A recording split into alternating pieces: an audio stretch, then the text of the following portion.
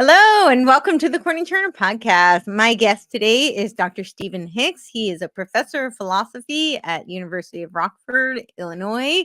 And I am so excited to have this conversation because I am seeing this conversation go on currently.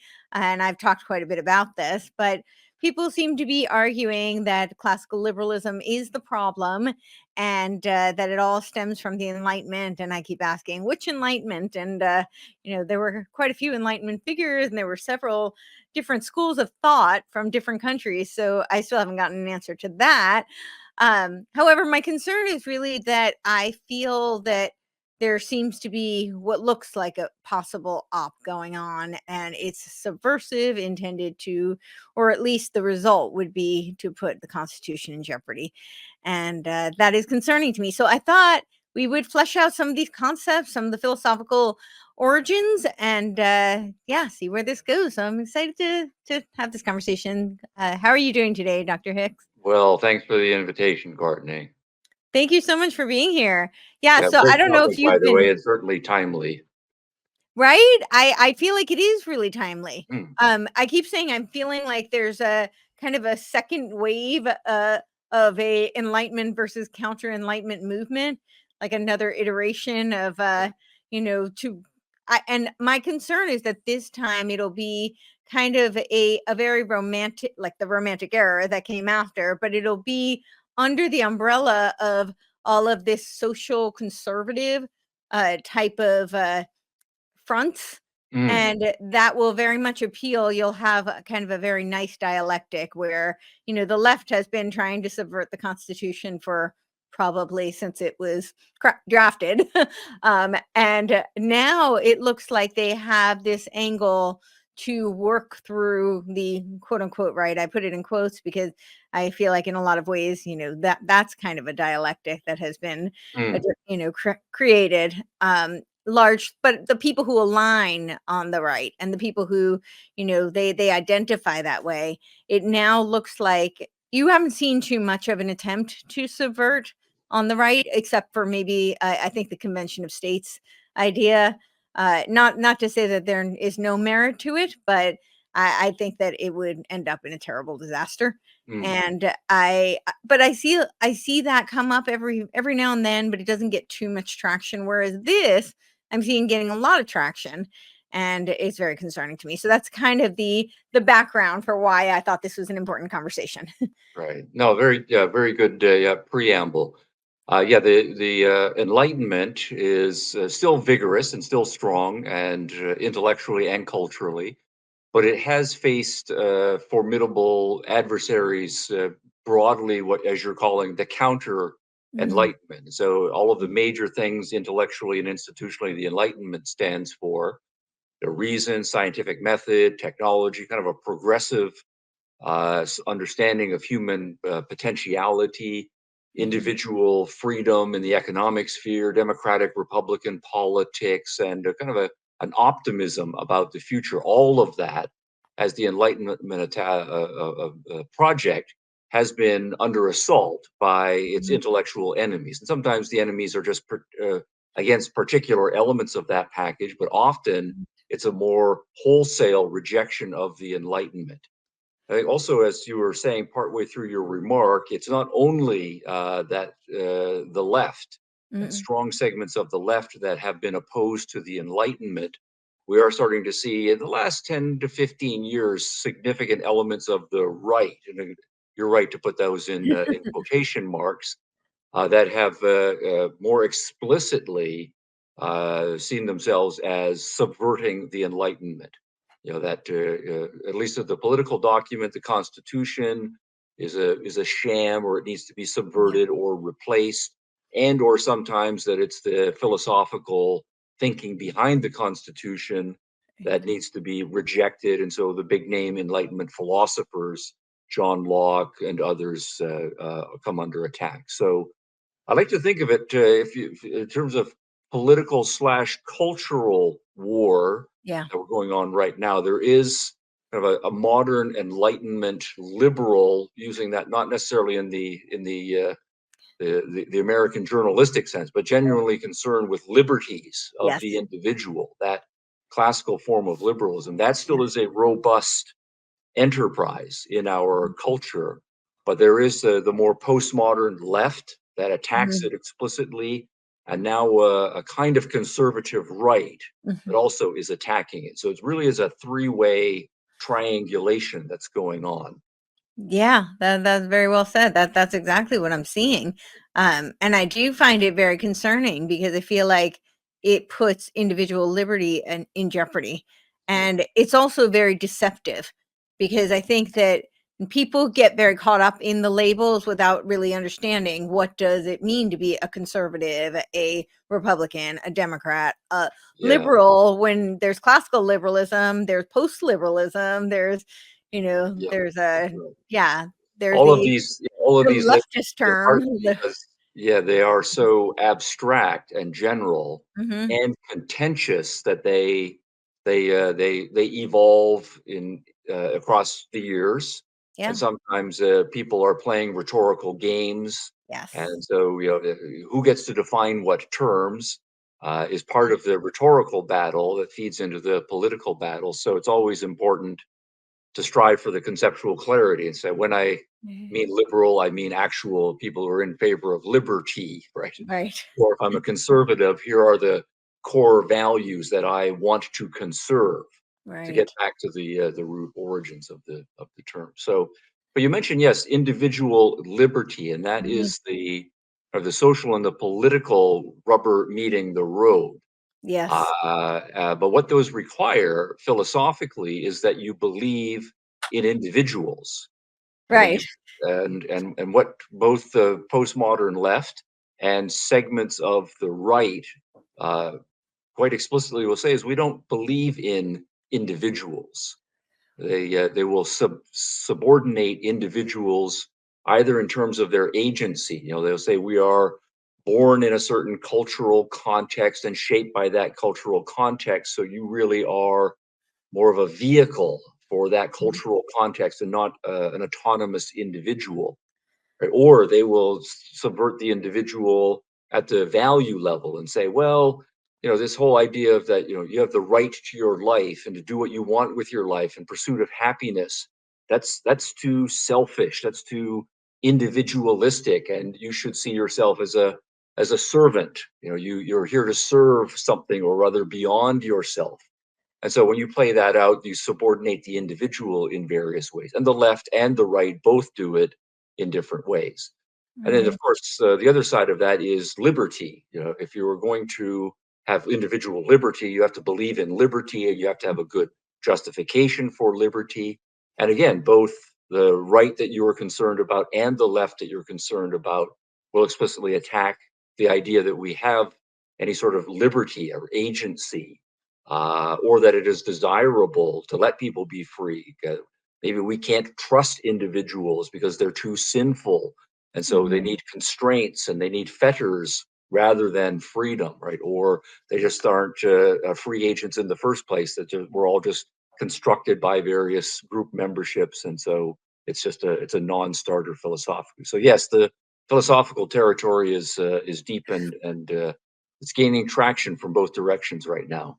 yeah, for sure. So I guess maybe it would be helpful to people if we kind of tease out some of this. So Yeah. when they say the Enlightenment, what does that mean? And what versus the Counter-Enlightenment? And why would they say that the problem of classical liberalism stems from the Enlightenment? I know Yes. that's a Okay. lot right there, but So, you can oh take it yeah, wherever no, you want. no, that's absolutely important. And I think with your concern about the Constitution and the American context, the United States was explicitly seen as the nation of the Enlightenment, and that Mhm, it was a product of the 1700s or the 18th century and all of the philosophical ideas about what's real, about what knowledge is, about what it is to be a human being, mhm, about what the important values are in life, and then creating a political system. And in a way, the Americans were lucky that they could start a brand new country at this mhm, time of the Enlightenment, create a mhm, political system that would enable individuals to live what was thought to be the best philosophical life. Now, to tease out some of that philosophy, there's a number of philosophers that the names are worth mentioning here. Yeah. So John Locke, Francis Bacon, Mhm. Isaac Newton, Adam Smith, Voltaire, and others. So all of these are brilliant thinkers of the late 1600s and on into the 1700s. Now, to put some philosophical labels to it, what the Enlightenment starts off by doing is saying that we have been able to figure out some things that human beings have not been able to figure out for a while, that we have been, so to speak, in darkness, we have been in superstition, and Mhm. we have kept ourselves, so to speak, in superstition and ignorance because of the belief systems that we have acquired. So all of them started by saying we need to affirm the importance of the natural world. Right? It's not that we're going to Mhm. deny necessarily that there is a God or a Right. supernatural dimension, but what we are not going to do is to say that everything is all about the supernatural. The natural world doesn't matter. It's low. It's physical. Don't worry about your body. Only attend to your soul and hope for an afterlife, and God is a big mystery and nobody knows how anything goes, and you just kind of hope for miracles.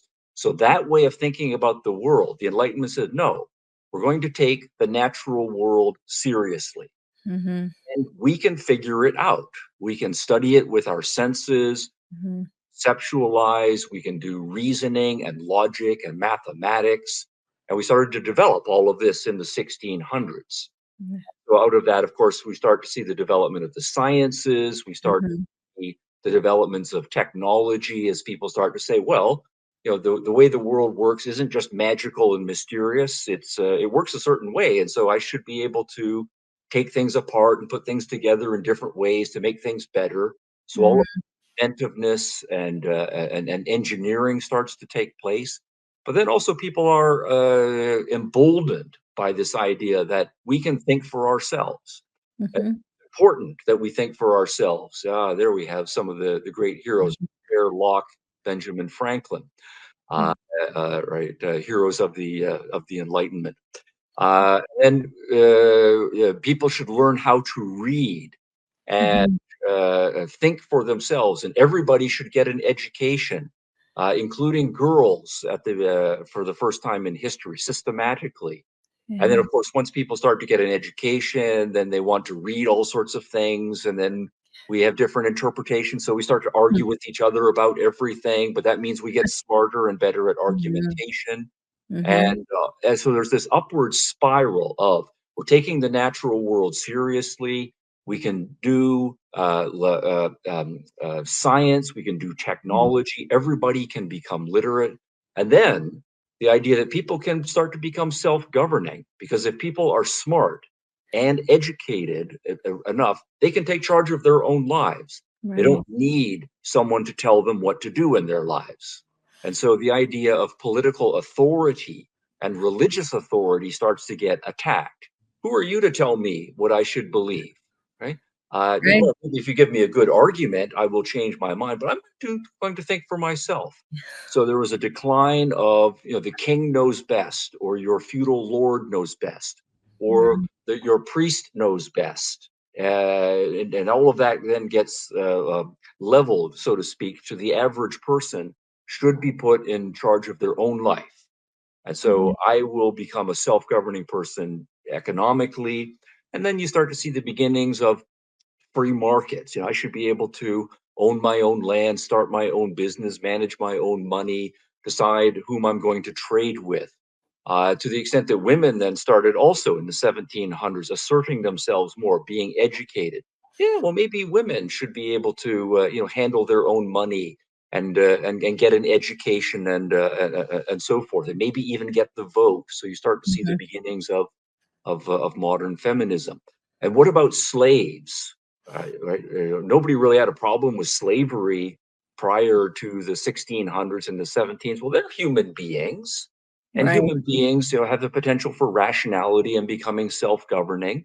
So the idea that all human beings should have this basic self-governance starts to percolate rather into the culture, and we start to see the beginnings of anti-slavery movements in the 1700s.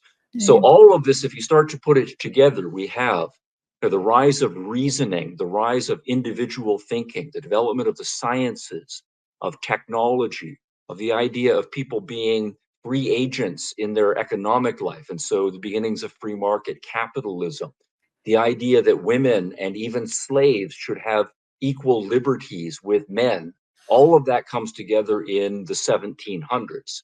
And the idea was that finally we figured out kind of a philosophical framework. We don't have to be ignorant and poor and superstitious and hating each other for religious issues and ethnic issues and so forth. We are reasonable beings, and we should be able to enter into peaceful international relations and so on. So all of that is the Enlightenment, and it comes to maturity by the middle part of the 1700s. So where it becomes important in the American context is all of these ideas were developed in Europe, first in England, a little bit later in Scotland, it crosses the Channel to France, a little bit into Germany, and some places in Western Europe, significantly in Holland as well. And so there is a strong Enlightenment culture in Western Europe, particularly Northwestern Europe. But it comes over in strong force to the it was not yet the United States, to the colonies. And it becomes, so to speak, the working furniture, intellectual furniture and cultural furniture. So you had a picture up just a few minutes ago of John Locke, who's probably the most significant philosopher. And the number of reprintings of John Locke's works that happened not only in England and more broadly the United Kingdom, but in the United States. So that it kind of became a badge of honor that, of course, everyone would own a copy of the Bible, but you would also have copies of John Locke's works, his political works, his philosophical works, his works on religious toleration and how properly to educate your children. So it was a very Lockean, enlightened culture. And so individuals like Benjamin Franklin and Thomas Jefferson and John Adams and all of the founding fathers, but then hundreds of other people were educated in this Enlightenment philosophy in the United States is largely then a product of that. Yeah. So then where does the counter-enlightenment come into play? So Well, that the Counter-Enlightenment, yeah, is another story, because right from the beginning, everything about the Enlightenment is controversial. And the Counter-Enlightenment comes at the Enlightenment from two directions. One is people who are traditional, who are conservatives of the era. Because what they will be right from the beginning is saying, well, wait a minute, if you're going to start with nature, what about God? What about the idea that we're going to take the existence of God as an axiom and kind of explain everything, taking that as an unquestioned axiom? Now, the Enlightenment philosophers will say, well, maybe there is a God, probably there is a God. This is before evolutionary theory. And there are some agnostics and atheists who are starting to kick around. But they will say, if we are going to believe in a God, it's not just going to be as an article of faith or just as an article of tradition. We are now rational, modern people.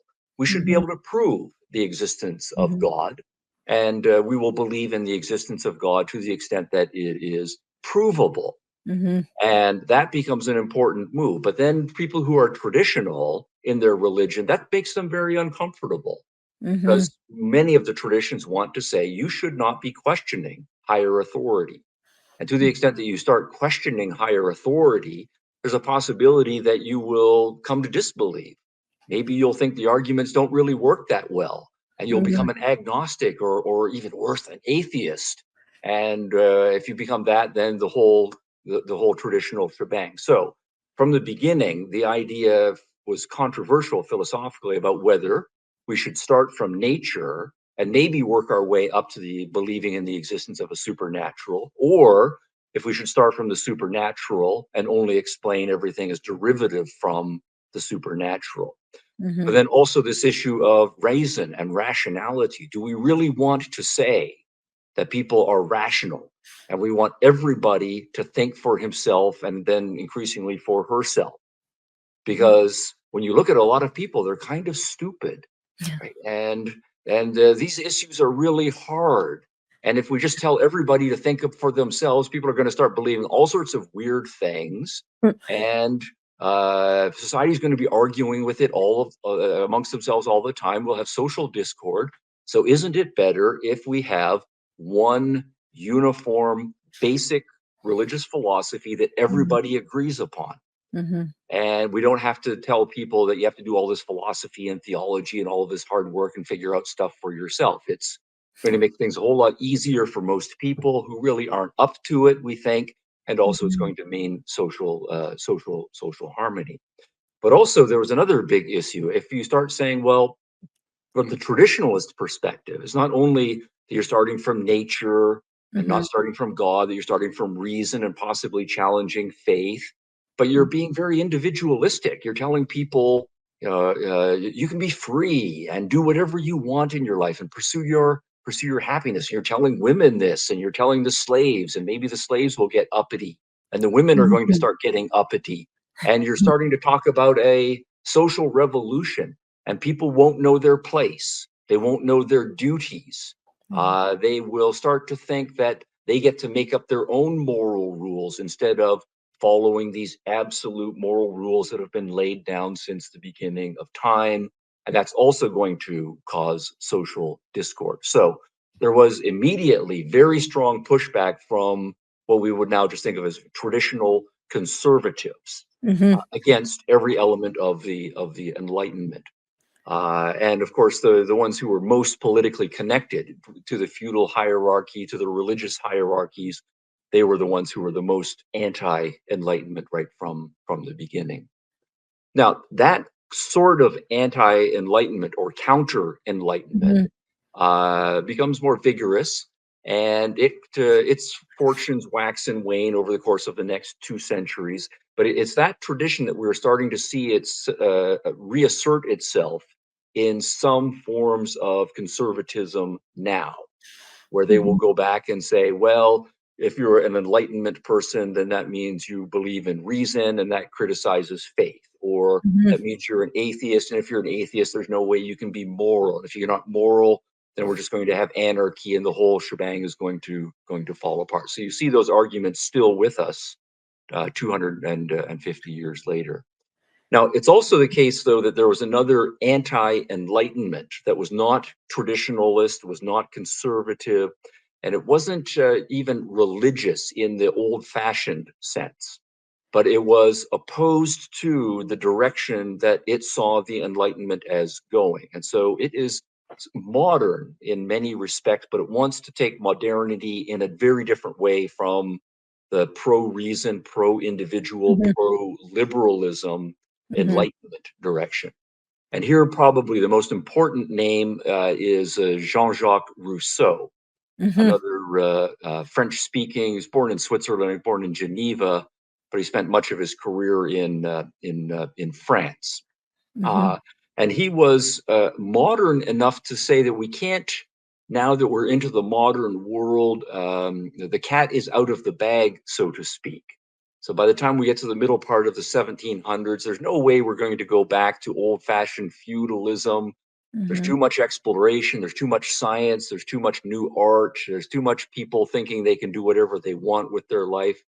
And people are much more educated now. You know, we have the mass production of books and newspapers, and there's coffee house culture, and everybody's talking to everybody and doing business all over the place. But from this perspective, the rationality and reason emphasis of the Enlightenment is seen as a threat. And from this perspective, the idea is that this is going to make human beings cold and logical and not human. And turn us into, this is a bit anachronistic, turn us into robots, so to speak. But what it is to be a human being is to be passionate, to be emotional, and that prior to reason is our animal and passional nature. And that reason is this overlay that tends to try to suppress our natural instincts and to suppress our emotionalism and cut us off from all of the things that are going to make life enjoyable and life meaningful. The criticism also was that reason is very individualistic, right? It's, you know, you have your mind, your brain. And the emphasis of the Enlightenment was that you need to think for yourself on all of these important issues and make up your own mind and tolerate that people are going to have differences with you and go their separate ways. Whereas the idea here is that if we do that, people will lead themselves in different directions in life, and we will stop being social. Mm. So it will turn us into islands unto ourselves, where I'm just off doing my own thing and you're off doing your own thing, and we can't agree with each other. And so our natural socialness and sociability will Mhm. go away.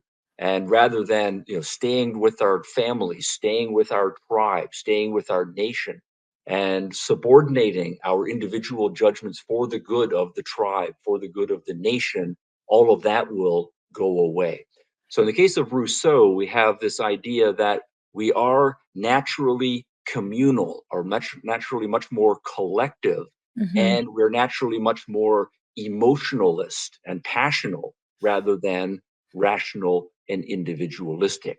So coming out of that, then you have the idea that, well, we're not going to go back to kings and queens and popes and all of that stuff, right? We have to go somewhere in the modern, but what we want to do is find a new kind of communalism Mhm. or a new kind of tribalism where people see themselves as part of that community, part of that communalism.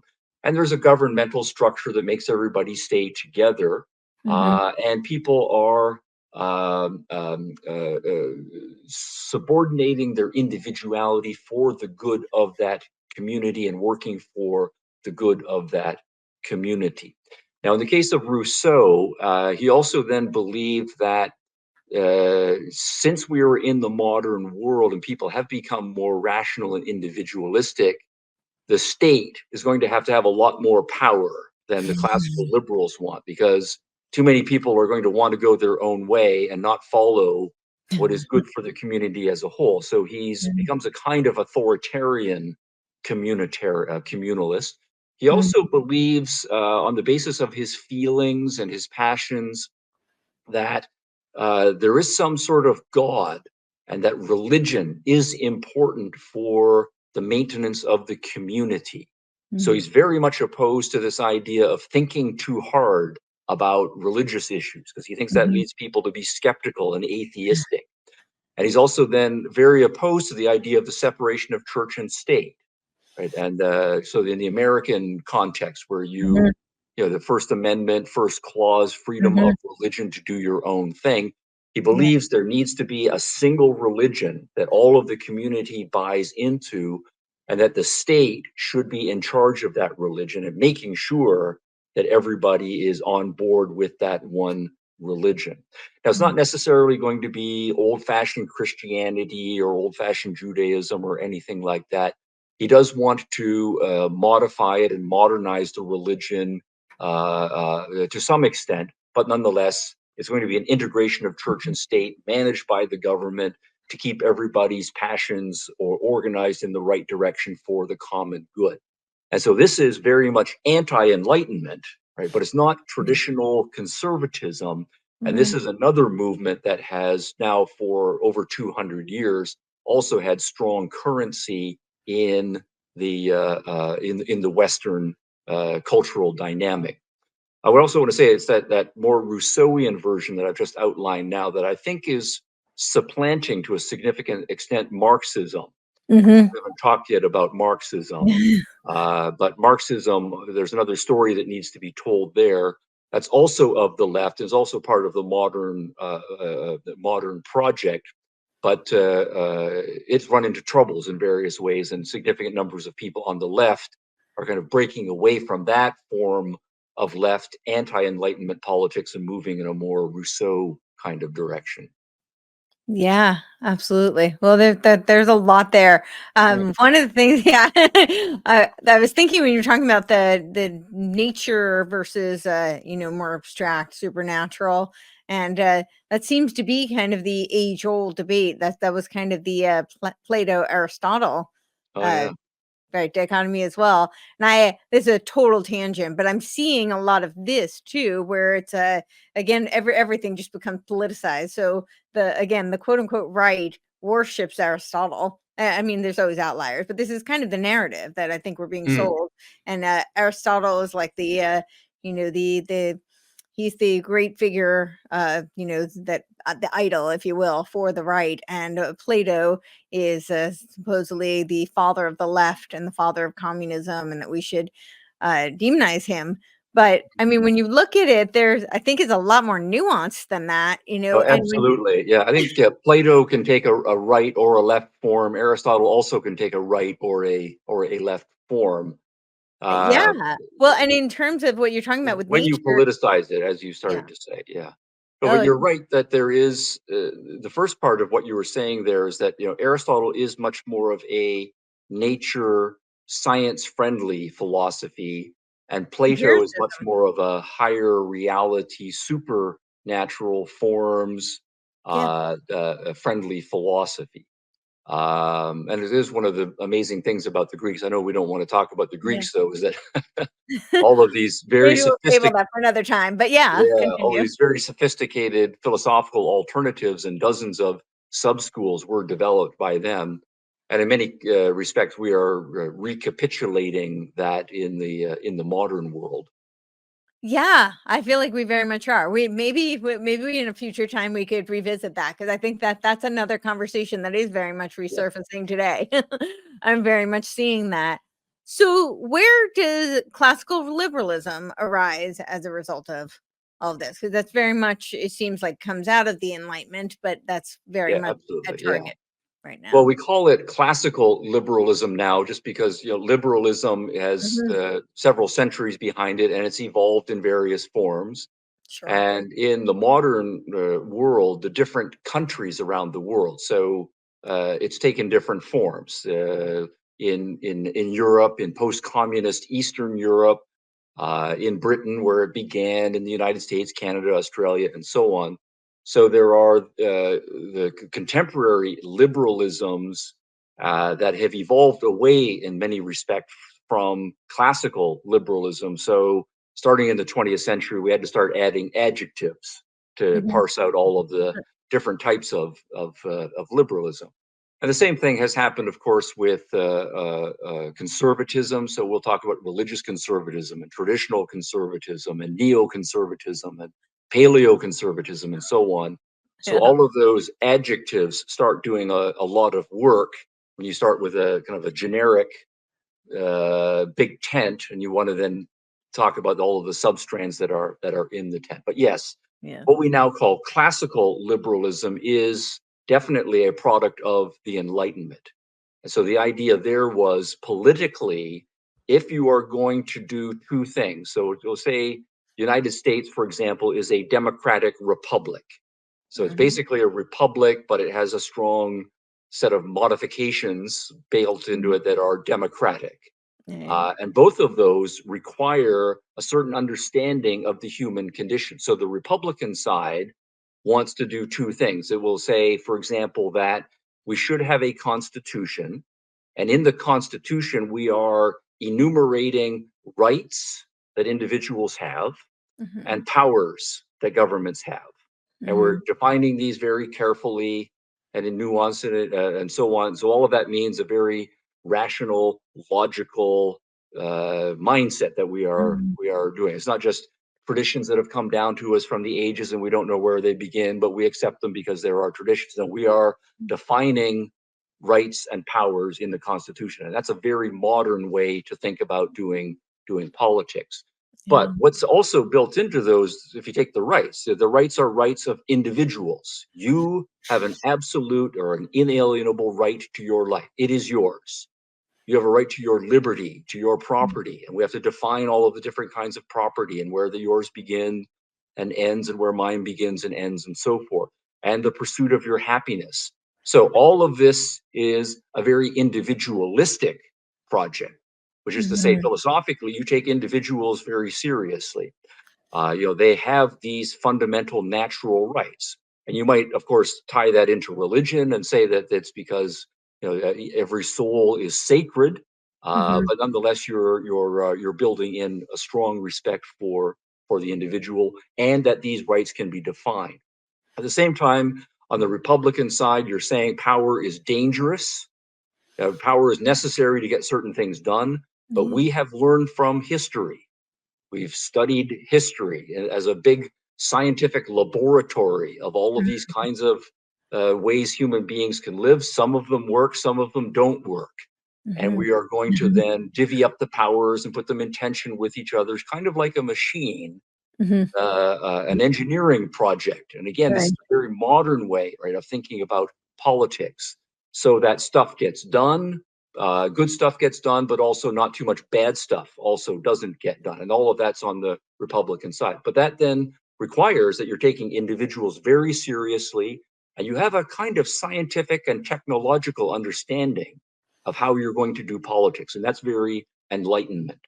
And that's part of the classical liberal project. Now, on the Democratic side, the idea that we're going to not have a monarchy, basically one guy making all the decisions, having all the power, or having an aristocracy where we say there's some people who are smarter, more moral, better than others, and they get to make all of the decisions, and the great unwashed masses just follow along. The idea of a democracy is everybody is participating in the process.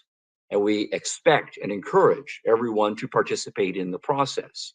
And we are going to give everybody political power to make decisions, having some decision-making power about all of these really complicated political things, foreign policy, etc. That require a huge amount of knowledge, a huge amount of thinking, in many cases, very nuanced thing. Now, why would you do that unless you think people are pretty smart? People in principle are pretty competent. They can think about things, they can learn, and they can have discussions with their friends, with their family, at work, and they can read books and make up their best judgment. And we're going to then have everybody participate in the process, and we're going to think most of the time the majority will get it right. That requires a great respect for the individual and for the individual's capacity for reasoning. And then also there's an element there that says, okay, we won't get it right all of the time. We will make mistakes, but it will be like an experiment. And democracy is a kind of ongoing experiment.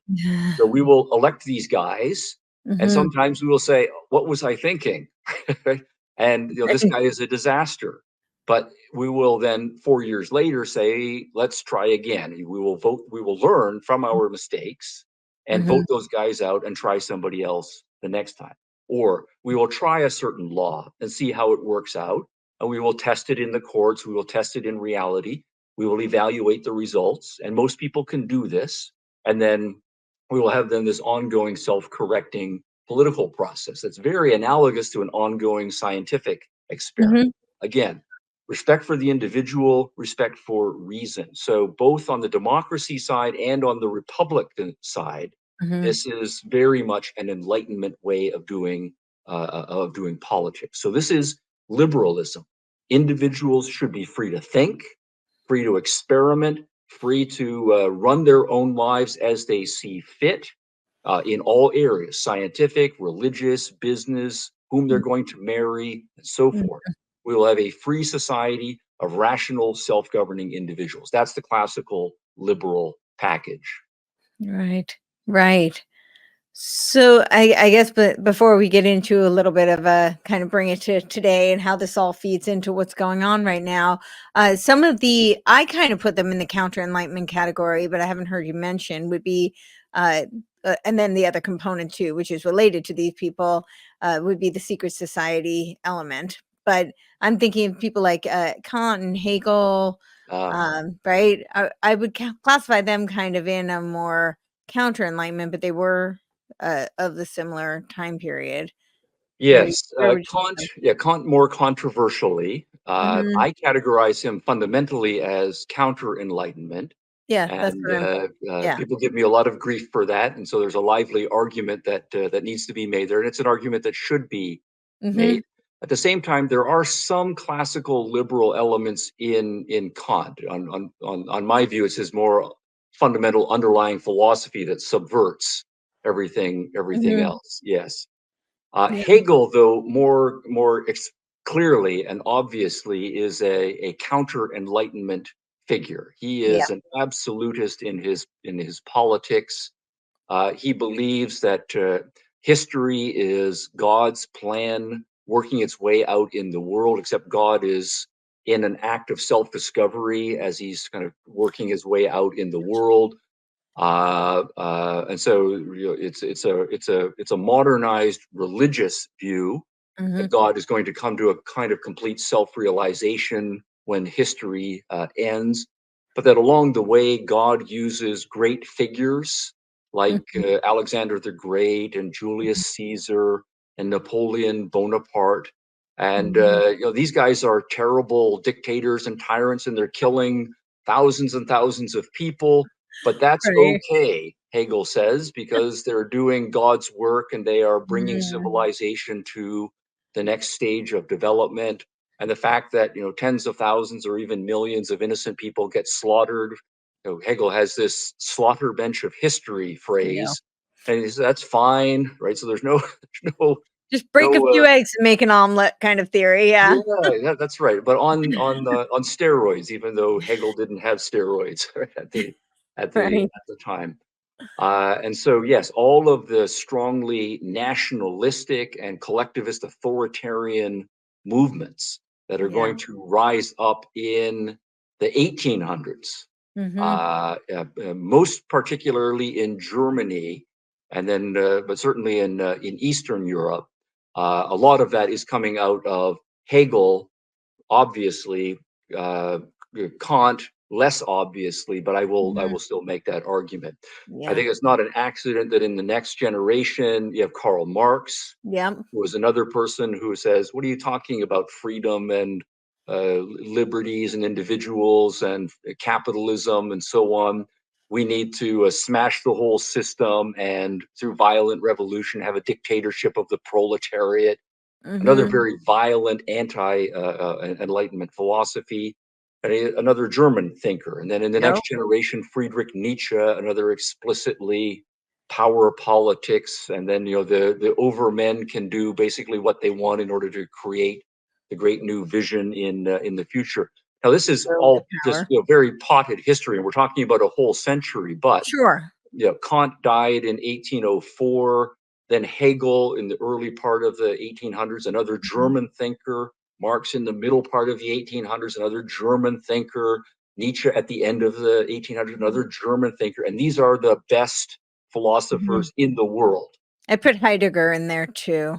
Heidegger is going to be in the next in the next century, but yes, Yeah. absolutely, Heidegger in the next Yeah. century, and all of them are anti-liberal.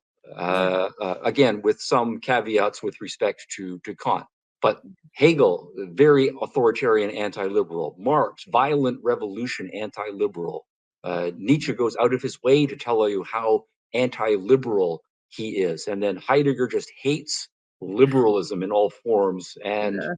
it's almost like the perfect moral of this story culminant is that Heidegger not only was a brilliant philosopher, but he actually joined the Nazi Party. Yep. He was a card-carrying National Socialist, and he saw himself as drawing together the best in German philosophy as it had been developed over the previous century, and that National Socialism was it, Yep. and it is going to save the world against all of the decadent Americans, the decadent British, the place where classical liberalism was still widely respected. So, we are covering a lot of territory here, Yeah. but yes, the Enlightenment was controversial. It required a certain philosophy to get off the ground and to come into existence, but there was a Mhm. strong anti-Enlightenment set of philosophical viewpoints on all of the major issues in philosophy that were developed Yeah. over the course of the 1800s, and they became increasingly well defended and more powerful as we got into the 20th century.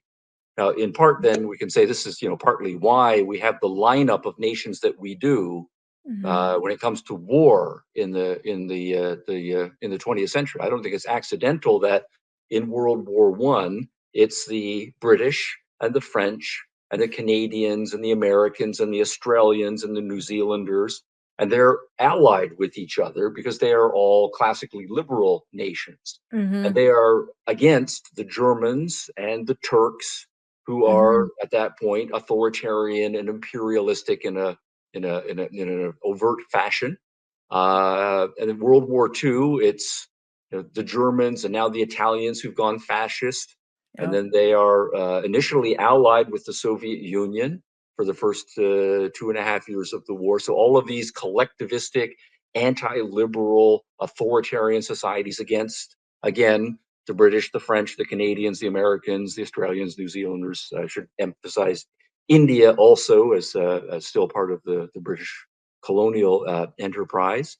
So you got these guys all lined up, and they're fighting war because they're committed to very different cultures, very different ideologies, and that's the philosophy having it worked its way out to the political level.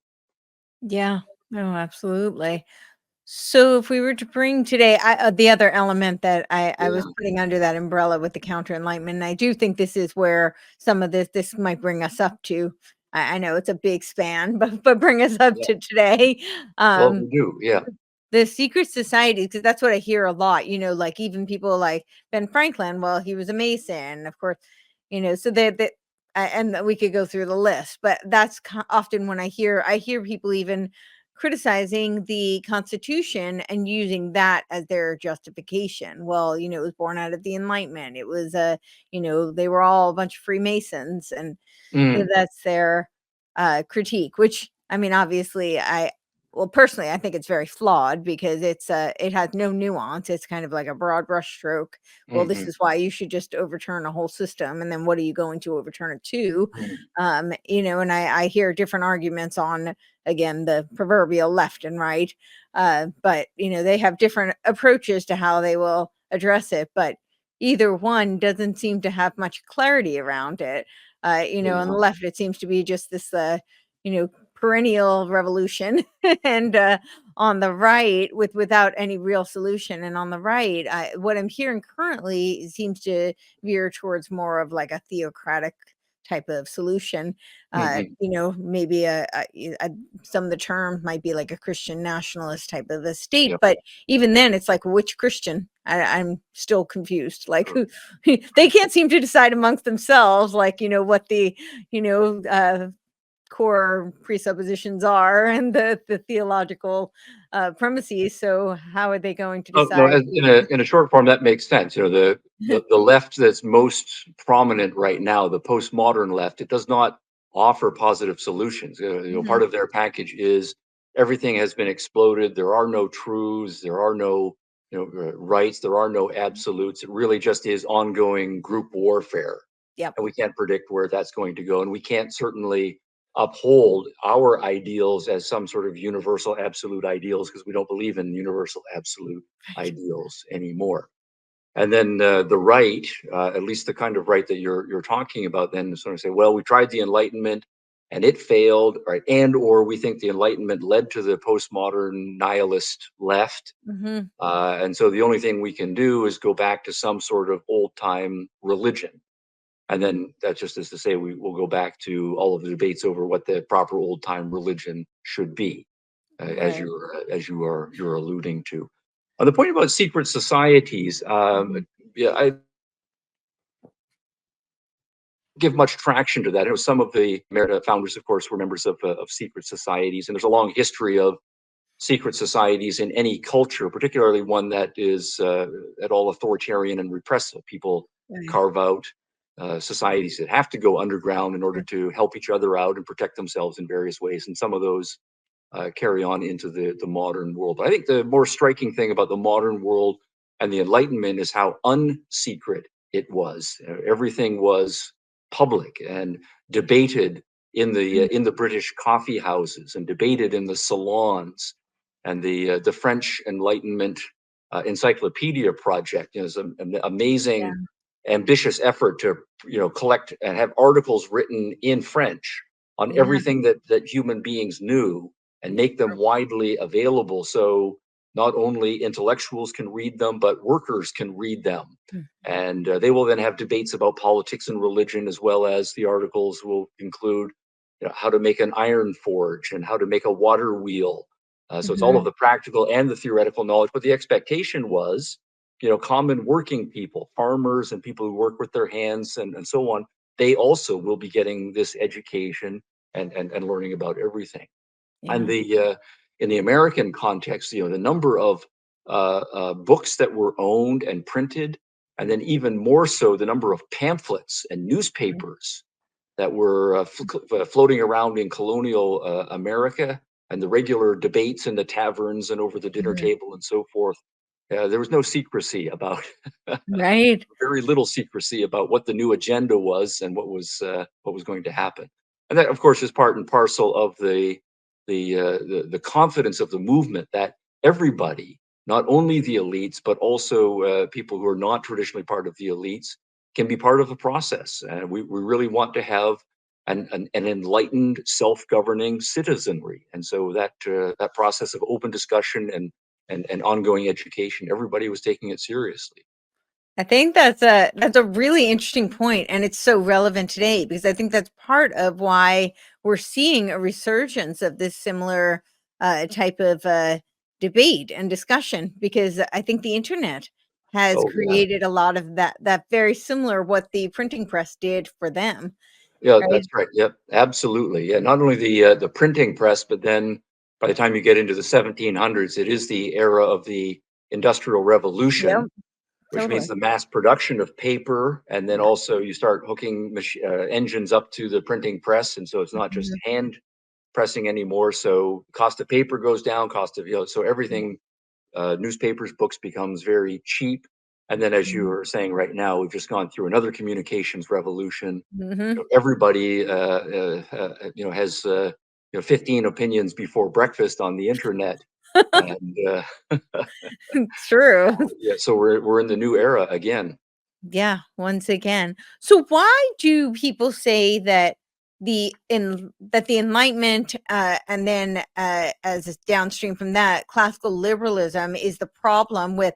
And now I will just caveat this, my own personal opinion. I think that there was an intentional effort to call the left liberals. That was kind of a Yeah, media yeah, label, and I think it was for yeah, the that was a intention. rhetorical power play. Yes. Yeah, that's what it looks like. So that conflates things further for people. But Right. now that kind of abets this argument that the Enlightenment and classical liberalism are the root of the problem. And they're Yes. the reason we have this, as you had mentioned, some of this nihilistic, relativism, and really just the degeneracy that we're seeing in the culture. And they blame classical liberalism and the Enlightenment for that. And what Hmm. what are your thoughts on some of that? Well, I think it depends on who you have Sure. in mind. So, Mhm, people on the left, they have their own complaints about the Enlightenment and liberalism, because they don't mhm, believe in individuals, they don't believe in freedom. They especially hate, since most of them for the 20th century have been either Marxist or strongly influenced by Marx. They take money and economic prospects as fundamental, so they really hate the capitalist part of right. the Enlightenment project. And so then their agenda just is to say, anything that goes wrong in the economy, it's always the fault of capitalism, and that's been their longstanding project. Although Mhm, there's been an important shift on the left in terms of their criticism, because the argument for a long time was that capitalism means it's rich versus poor, and the rich get richer and the poor get poorer. That was the mhm, standard Marxist argument. But when that clearly was shown not to be true, that what was happening in the capitalist nations was, yes, the rich are getting richer, but the poor are getting richer too. Everybody is mhm, getting richer. yeah, Then the left shifted quite consciously away from that rich get richer, poor get poorer line to the line about equality and mhm, inequality. So mhm, then the problem with capitalism was not that everybody isn't getting richer, but some people are getting really rich and other people are only getting modestly richer. So that's right, the left. And so what they then have is a kind of moral standard. Everybody should be equal and everybody should be working together in some sense, even if to the extent we're postmodern, we don't think we can put that forth as an absolute. but that still is our governing ethos, so to speak.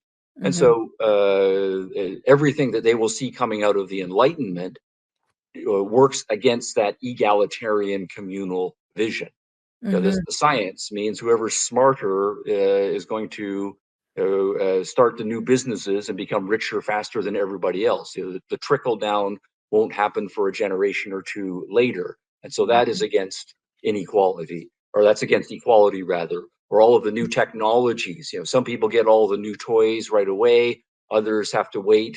And so that also is against equality and so on. So it's just that same argument over and over again. Mm-hmm. Now, the more interesting one Mm-hmm. is the one that is And coming I'm from. sorry, I just want to clarify for Ah, people. When you say equality, you mean like egalitarian, you mean like really what they call equity now versus like yeah, that's right. So traditionally we think of equality, we think equal opportunity, and that gets yes, conflated, of course, as well. Yeah. yeah, no, that was all coming out of my saying it was largely a Marxist understanding Sure. of Yeah. egalitarianism, where everyone should be economically equal. Sure. But yeah, that verbiage shift that you just mentioned, right, away from Mm-hmm. explicitly saying everybody should have an equal amount of stuff. Mm-hmm. And then we have a debate about, well, no, equality of opportunity versus equal outcomes. Right. After the left lost that debate, right, then quite consciously, then they say, well, let's go for equity, right, Mm-hmm. which is to steal a word that has, was used in various other contexts. And so it sounds like a good word, right, but then you just repackage the same old philosophy in that one. So that's part of the ongoing Yeah. rhetorical battles. But I started to say in transition, I think the more interesting criticisms now of classical liberalism, that it's the fault, that the Enlightenment is fault, coming from the right. And I say that they're more interesting because they are newer in Yeah. our intellectual landscape, Yeah. are versions of this, at least two major versions. One is to say that the Enlightenment and liberalism were a mistake from the beginning.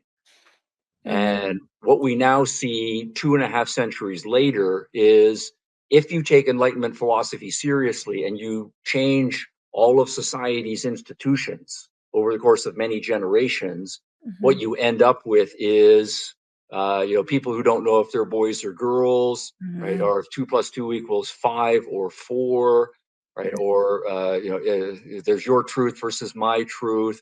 And so you end up in this kind of epistemological or cognitive nihilism. And then Mm-hmm. you also have people doing all kinds of self-destructive and other destructive things, Mm-hmm. and all of the social pathologies. So they will argue that the Enlightenment might have sounded good on paper at the beginning, but Mm-hmm. really it wasn't, because it was getting away from traditional religion and traditional ways of doing things.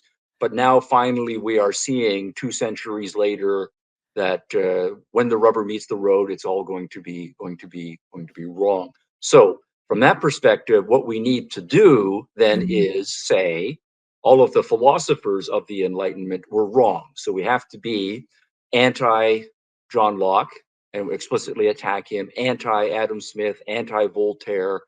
And so it's not just the philosophical positions; it's the advocates, and you see them increasingly under attack. The idea here is that you are sort of an unintended consequences of the Enlightenment that Mm-hmm. are the problem here.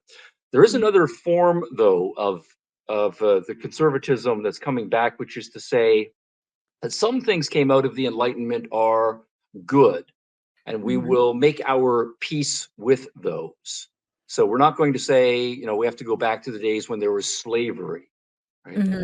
And racism. Okay, that's fine. So the Enlightenment was good on ending slavery and getting us past the racism. We're not going to say that women have to go back in the kitchen and just get pregnant and make babies all of the time and so forth. So that's fine. The Enlightenment was okay. It was okay on that.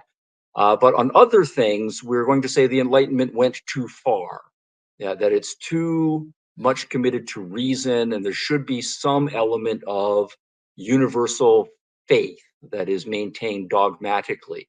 And it has Mm-hmm. to be a more or less uniform faith. So maybe we can modernize religion to get rid of the soft tolerance or explicit tolerance of slavery and the status of women. Okay to the Enlightenment, but we're still going to hold and say there has to be a uniform religion in a society that everybody buys into, some general moral standards, because we don't think the Enlightenment can deliver on that. We think the Enlightenment means if you're rational, then you're going to not be able to find moral values in the world. If you're a scientist, things don't come labeled as good or bad. They just have scientific materialistic properties. So we need to have some sort of dogmatic universal religion of some sort to hold society together. And so Mhm. that I see as a more compromised integrationist version of conservatism. And I think it's a more nuanced and more interesting argument. Yeah, no, I would agree. I guess then the big question, at least from my perspective, my concern is really about personal sovereignty and personal liberty. I think one of the I have my pinned tweet is a beekeeper analogy, and I talk about how the not America, like not the government, but the people of America are like the beekeepers. They say when bees go, the world ceases to exist. Okay. And so I see the people of America as the like the beekeeper, because they're the ones who preserve the free will of humanity. And Mm, that's not to say that there aren't great, liberty and freedom advocates all over the world who lead by example. Yeah, you know how you say mm, if all the bees die, then humans will cease to exist. Well, mm, America is kind of like the beekeeper. If America doesn't stand for free will, humanity is done. If America goes, so the world mm, follows. And I think there's a lot of truth in that. Again, this is not to say there aren't other wonderful countries and people in them, but I think that America is very unique in particularly the Bill of Rights. This notion that we were endowed with inalienable rights from a creator. Um, mm, and I think that really is what kind of gives us or protects, our individual liberties. And I feel what I'm seeing is some of these arguments attacking, the very the groundwork and the philosophical origins that gave rise to that. mm, uh, it's very concerning to me, because where do we go when I'm looking at what a lot of we'll call them the globalists, I call them the parasite class, actually. I think they want to create like a neo-feudal system mm. that's run by a corporate fascist techno Hyborg mind that they happen to program and then Yeah, silo us all in yeah, the some metaverse. that fits with some of them. Yes, Yeah, I mean, there's nuances to, sure. not everybody, just like the Enlightenment, they have various different ideas and nuances among them. But I definitely see that agenda being put forth. You saw the UN 100 document, and that's literally called "Remaking the World: The Age of the Global Enlightenment." And they talk about, it's with the Boston Global Forum. Michael Dukakis wrote the book, and they're talking about putting in 2045, which would be the centennial of the UN. They're talking about creating an AI world society. So this Hmm. idea of it, right? They did a symposium on rebuilding Ukraine and making Ukraine the hub of this AI world society, and that would be connected to all these other smart cities. And so I bring this up though because I do, while there may be nuanced, thinkers among them, there is very much kind of this trend towards wanting to enslave humanity towards a centralized, and this is not new. I mean, the Fabian socialists talk about an internationalist world order. And that's very much what this is, working off of. And Hmm. I think that, they also want to create, they talk about wanting to create a, centralized world religion. And from my perspective, it looks like they're kind of creating a cyber Satan that's going to be, an AI god is their world religion. Yeah. But so all of this, that's just to give the context of where some of my concerns are, because even people who may, and I often think, not everybody is coming to these ideas or discussions from a sinister place. I think a lot of people, and even if you look back through history, I think oftentimes, there's sometimes we learn that there were agents and or people who may have had malintent, but I think oftentimes it's people just trying to figure out what is the best way to make sense of this complicated world and how do we best navigate it. But even the people who I think they're doing good, I think are advocating for something that may really curtail personal sovereignty and stifle the free will of individuals. And that to me is of concern because, you brought up the collective, the individual, and again, this is just my perspective, but I see it really as an interplay between the two, that there's, I don't think that that it's all supernatural, all internal, or all collective. Nor do I think it's all the material, physical, and the hyper Yeah. selfish, narcissistic uh, I don't think either one. I think it's really the reality lies somewhere in the interconnectivity. It, as you said, with the like politics, for instance, it is contingent upon the value of the individual in order to behoove the collective result working together. So, and that's kind of how I see it, but I see that very much in jeopardy. So, Yeah. No, I think that's all very interesting, and there are it starts to get into some of the nuances if we're trying to parse out the mhm, contemporary mhm, political movements. Perhaps a short way to end would be to say that yeah, always politics is about ethics or it's about mhm, values, but all of the different political approaches have one or two very top values that everything mhm, else is in terms of. So, as you were saying, classical liberalism takes seriously individual autonomy, that it's mhm, our responsibility and joy to have our own life and to put together our own lives mhm, in however we want. So that individual liberty is important. Traditionally, conservatives have had another kind of moral agenda, a sense of faith and obedience sometimes, or mhm, obligation, and a certain attitude with respect to sex and gender roles and sexuality and so on. So there's a kind of moral vision that they want to protect, and then they right, organize society and the politics around that. right, The left, for the most part, has been focused on issues of money and wealth and economic matters. And so the idea that everybody should be looked after economically and then mhm, organizing all of society around that. And whether that does damage to traditional family roles and sexual morality doesn't really matter to them, and individual liberty doesn't matter to them so much. right, The fourth group you just mentioned, it's another, certainly a modern contender that I think emphasizes more the cognitive elements. That what they want mhm, to argue is, in a way, this is an old fashioned view that most people are not smart enough to be mhm, self governing, or they are not up to speed enough on the technology and the science. Now, in the old days, it used to be most people are not moral enough to be self-governing. They're too weak and prone to sinfulness, but they're also not smart enough to figure out complicated theological matters. So the priestly class needs mhm, to be telling them what's true and what's right and organizing society.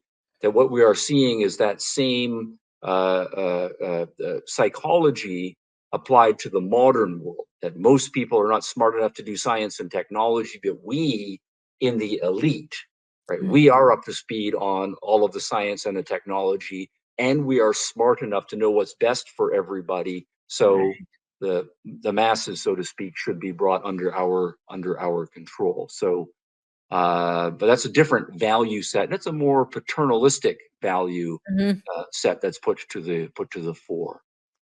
Yeah, no, absolutely.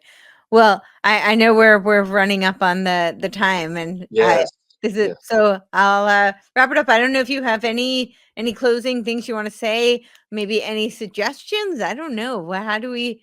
I mean, is preserving the liberties of the individual even is that Yeah. important? I guess it's a value to me, but Yeah. Well, I would say for classical liberals, if you think about the kind of society that matters to us, we want to have a Mhm, free and open society, but we right, also want to have a society that is very economically productive and great on the yeah, engineering and the science and religiously tolerant.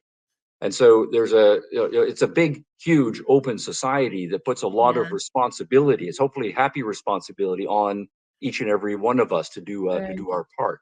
But at the same time, there's a huge division of labor. So what we need is people who are not only up to speed on the general ideas about what classical liberalism means, and, Mhm. and a commitment to Enlightenment philosophy in general.